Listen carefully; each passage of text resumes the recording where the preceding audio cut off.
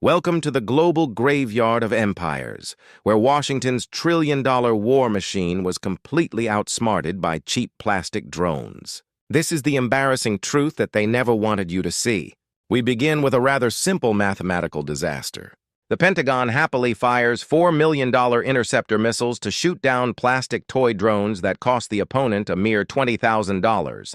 You do not need to be a Wall Street genius to see the obvious problem. This economic asymmetry quickly empties the American missile stockpiles while the opponent simply orders more parts online. During the conflict, the Pentagon burned through over 80% of its key missile interceptors in just a few months. That leaves the entire American empire spectacularly naked against any other rival. But why does the political elite keep repeating this extremely costly mistake? Historically, they suffer from a terminal case of imperial hubris, believing their sheer high-tech superiority makes them completely invincible. This hubris was fully on display during the latest conflict. They truly expected a quick, clean victory within 48 hours, thinking the opposing regime would simply crumble under their empty threats. Instead, they hit a decentralized Mosaic defense system. The clever opponent broke their military command into 31 independent provincial units, making any attempts at a central decapitation strike completely useless today. When central communication went quiet, power automatically devolved to those local commanders. The Pentagon realized they would have to hunt down 31 separate underground militaries hidden inside the rugged mountain fortresses. To actually win, Washington would have to launch a massive, bloody land invasion. However, a ground war in a country bordered by these towering mountain ranges is a completely tragic strategic nightmare. Let us take a quick stroll down memory lane. This is certainly not the first time the Pentagon has tried to fight the natural, unyielding laws of physical geography and local nationalism. We must look back to the Korean War of the 1950s. That bloody conflict did not end in a glorious American victory. It finished in a frustrating, permanent armistice agreement instead. Washington's stated goal was the complete reunification of the entire Korean peninsula. They failed spectacularly, leaving a permanently divided country and a heavily armed buffer state right on China's very own doorstep. Then came the agonizing tragedy of the Vietnam War. Once again, the world's most heavily funded military could not defeat a highly resolved, deeply passionate local peasant army on their home turf. The stubborn president in Washington simply refused to admit defeat. Instead of pulling back, he chose to double down, sending thousands of young American men to be brutally slaughtered in muddy jungles. They foolishly believed the lie that they could never lose. Yet, in 1975, the world watched helicopters frantically evacuating the entire American embassy in Saigon as the city finally fell. This agonizing historical pattern is incredibly clear. When a foreign power invades a faraway land to pursue abstract political goals, they are always fighting a steep, highly exhausting uphill battle daily. The local population is fighting for their actual homes, their families, and their survival. They possess a level of deep resolve and a high pain tolerance that no foreign invader can match. Yet, Washington's insulated political class remains completely blind to this reality. They view war as a simple video game where you merely press a button to automatically replenish all of your weapons. But factories do not work like video games. Replacing these advanced precision missiles takes years of complex supply chains, massive amounts of tax dollars, and highly specialized, scarce domestic industrial manufacturing capacity. To make matters worse, the Pentagon cannot even manufacture enough basic weapons to prepare for a major conflict with China. The math on this is absolutely brutal and remains completely undeniable today. China's defense industrial base is as large as the entire West combined. No matter how many missiles Washington makes, their rival can easily build 10 times more at a mere fraction today. This brings us directly to the ultimate, rather embarrassing truth. The entire American financial system is heavily propped up by the petrodollar, which relies entirely on the political stability of Gulf monarchies. And who keeps those monarchies safe? The United States military umbrella, which has now been thoroughly exposed as a useless paper tiger that cannot even protect its own regional military bases properly. During the latest conflict, 19 American bases in the region had to be completely evacuated.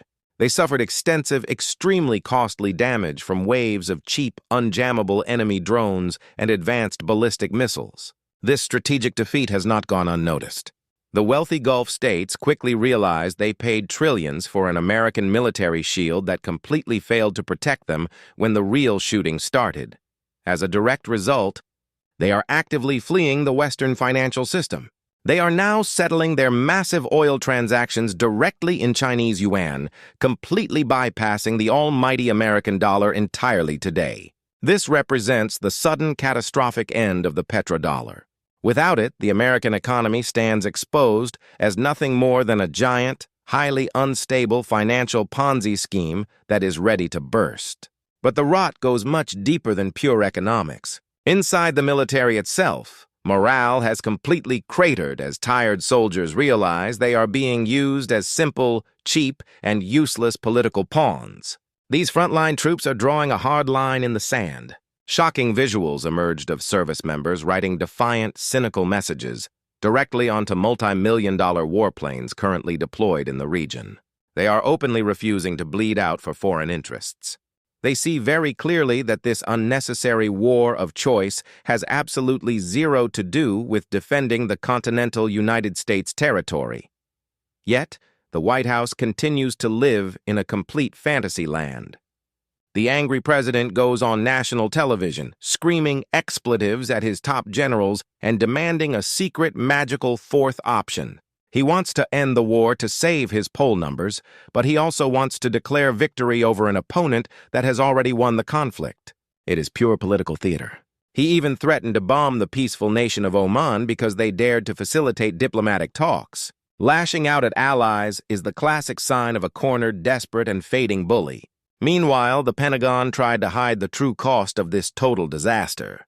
They engaged in a shameful cover-up, refusing to disclose the actual number of all American military casualties publicly. They even resorted to cooking the books, subtracting names from the official list by claiming those soldiers died after a very brief, fragile ceasefire was declared. This is indeed highly cynical behavior, but the public is finally waking up to the deception. Voters are asking what this unnecessary war actually accomplished, and the answer is absolutely nothing besides making corporate defense contractors incredibly wealthy. This is the real driver behind the permanent war machine. Wars do not actually need to be won. They just need to keep going to guarantee massive fortunes for those political insiders. When Silicon Valley startups fail to find retail customers, they simply reinvent themselves as defense contractors. They plug directly into lucrative, no-bid government contracts that are funded by your tax dollars. They sell the expensive illusion of high-tech precision.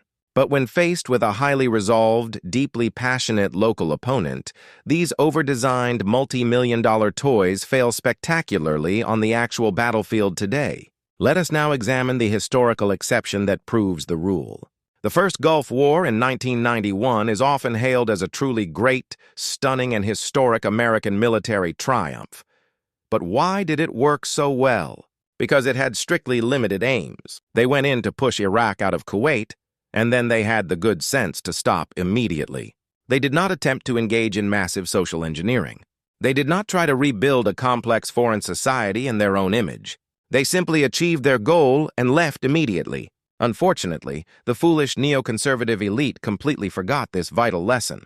In 2003, they invaded Iraq once again, this time determined to engage in massive, highly disastrous, and bloody nation-building. We all know exactly how that tragic story ended. It fractured the entire country, cost trillions of dollars, and directly created the power vacuum that allowed ISIS to run completely wild today. This exact same failure repeated in Afghanistan. 20 long years of occupation, thousands of lives lost, and the moment the U.S. military left, the local Taliban instantly swept back into power today. It is because democracy is simply not an export commodity.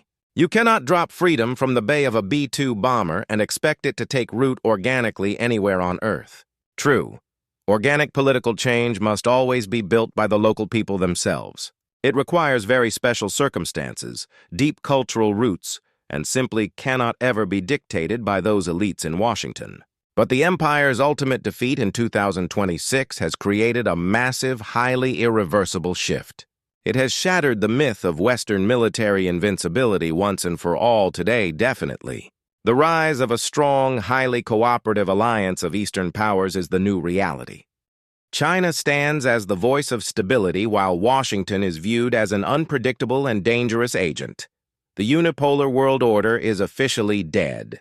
The global balance of power has permanently tilted, leaving the entire American empire thoroughly broken, outthought, and completely humbled on the world stage today indeed.